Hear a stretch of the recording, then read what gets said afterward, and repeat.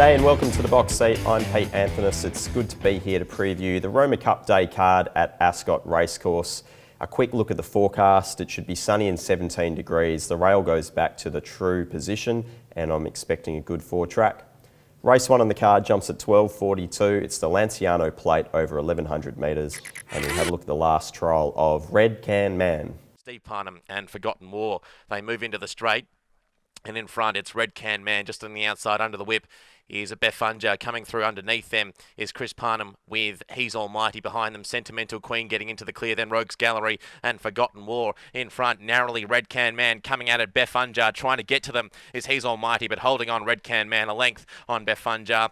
We've got then He's Almighty. Red Can Man's only had the one start so far in its career, but on that occasion it showed a really good turn of foot over the last 600 and 400 metres just to run Miss West Coast to a narrow margin in the end.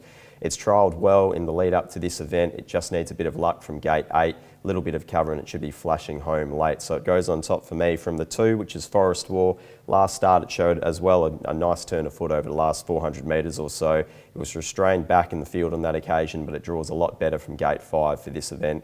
Third pick is the 7, Miss Elmire, which again showed a lot of intent just in its first start, and then just recently it was 3 wide without cover.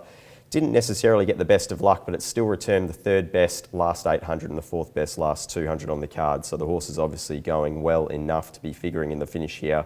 And then the 4th pick is the 5, which is Saturday Sun. It's another horse that drew wide in its first start, was restrained back through the field. I think it seems to get into a similar position here, but it does have a nice turn of foot late. On top in race 1 is the 1, Red Can Man, from 2, Forest War, 7, Miss Elmire and 5, Saturday Sun. Race 2 at Ascot jumps at 1:22. It's a Tab Touch Betty or Bet handicap over 1600 metres. And we'll have a look at the last start performance of Arnie's Boy. War Class led Inflation. Look out on the outside. A run comes for Sophie Song, followed by Classic Pro. The saddle has gone. Forgotten Star from last is running on right down the middle of the track. Sophie Song's got up on the inside to join Inflation. Sophie Song ahead clear. Inflation comes at it. Inflation, Sophie Song. Sophie Song lifts, digs in and wins.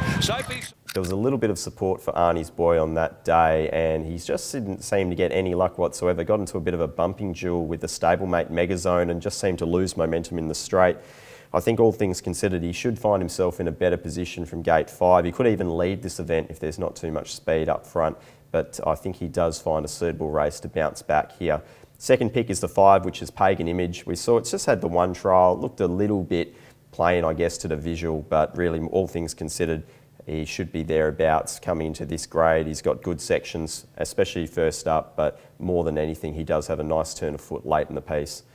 Third pick is the 9, which is Hyperspace. We saw it get the job done from the soft gate last start, just settling in the box seat. And obviously, we'll try and do the same thing here, landing in gate 1. It really took that gap and accelerated through it when it presented it late.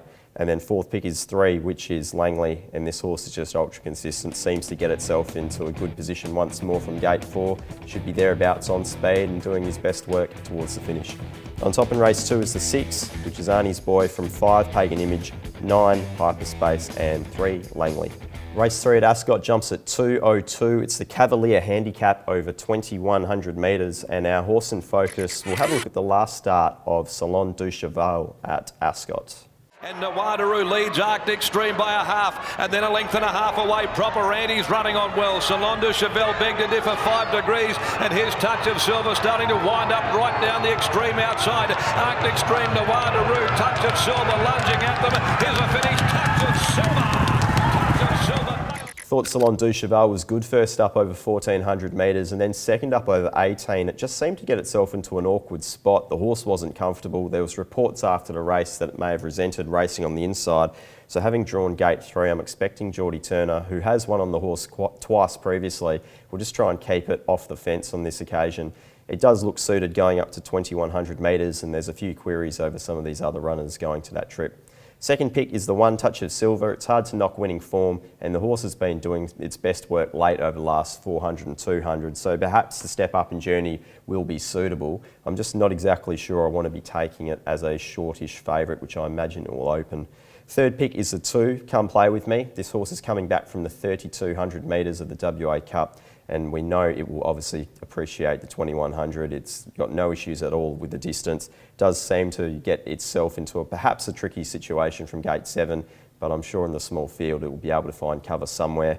And then 4th pick is 7, Superior Smile. It's another horse that's a bit of a query going up to 2100 metres, but obviously Pike's jumping onto the horse, and we've seen it being able to finish off well in previous races. On top in race 3 is 6, Salon du Cheval from 1, Touch of Silver, 2, Come Play With Me, and 7, Superior Smile. Race 4 at Ascot jumps at 2:42. It's the Australian Racing Hall of Fame handicap over 1200 metres, and we'll have a look at the most recent trial of Flirtini.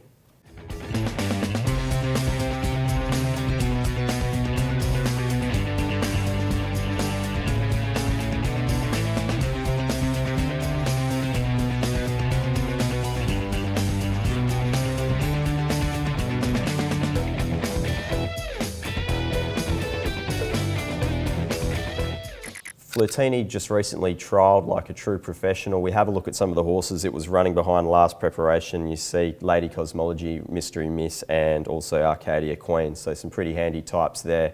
All things considered, I'm expecting it should jump from gate 6.